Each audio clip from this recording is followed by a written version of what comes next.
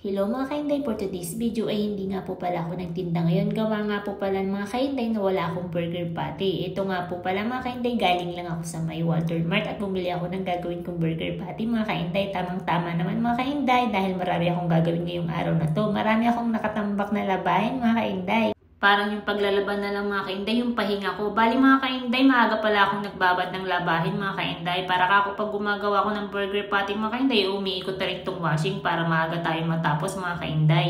At ayun nga pala mga kainday, dinaragdagan ko lang yung tubig sa may washing para naman umikot ng maayos. Kaya rin ko nga pala dito mga kainday, naghugas na rin ako agad ng kamay. Tapos itong mga butter na ginagamit ko sa may burger buns mga kainday, sinalansan ko na muna. Tapos, sinunod ko na rin gawin tong burger patty mga kainday. Naghiwa nga lang pala ako ng sibuyas at bawang dyan mga kainday. Mas masarap yung maraming bawang mga kainday at sibuyas para pag niluluto mo mga kainday, mabango. Pagpayari ko nga pala dito mga kainday, nagligpit na muna ako ng lamesa. Tapos, kinuha ko tong manual na pangpino ng sibuyas mga kainday kasi yung rechargeable mga kainday ayaw gumana. Sira ko ata nung ginamit ko sa may bawang mga kainday. Bali, ito nga pala mga kainday, pinagsama-sama ko lang yung sangkap ng burger patty ko at kung tatanungin nyo ako mga kainday kung saan ko natutunan to. Natutunan ko nga pala to mga kainday sa may University of YouTube mga kainday. Nood lang ako doon mga kainday tapos sinundan ko lang yung mga... Bali, kumuha nga lang pala ako ng kaprasong burger patty mga kainday at saka ako niluto. Tapos tinikman ko na kung okay na yung lasa. Pagkayari ko nga palang gawin yung burger patty ko mga kainday, ito binalikan ko na yung labahin ko mga kainday para matapos na tayo. Nga pala mga kainday, ganito nga pala yung ginagawa ko. Yung galing sa washing mga kainday ng mga damit, nilalagay ko dito sa may dryer. Tapos binubuhusan ko ng tubig. Tapos ida-dryer ko mga kainday para mawala yung bula-bula.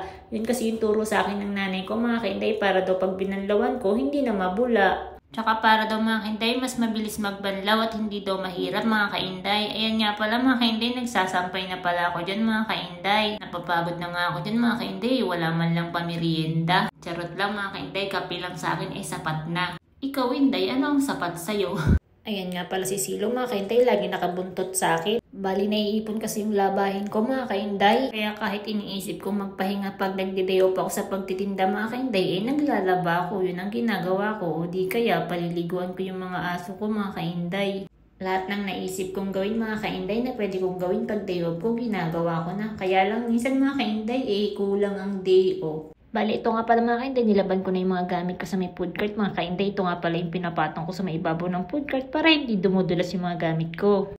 Tapos, naglaban na rin pala ako ng basahan mga kainday dahil nakakahiya sa mga aso ko. Wala silang maihian na basahan mga kainday. Tapos mga kainday, pagkayari ko maglaban ng basahan, ito na inatupag ko, nililis ko na yung food cart ko mga kainday para kinabukasan, okay na. At pagkayari ko nga po palang linisin yung food cart mga kainday, inatupag ko naman yung mga aso ko. Bali, ginupitan ko nga po pala si Bella dahil mahaba na rin yung mga balahibo niya. At pagkatapos na to mga kainday, isa-isa ko na rin silang paliliguan. Bali, puputulin ko na rin po pala itong video ko na to mga kainday. Maraming salamat nga po pala sa lahat ng nanonood ng video ko.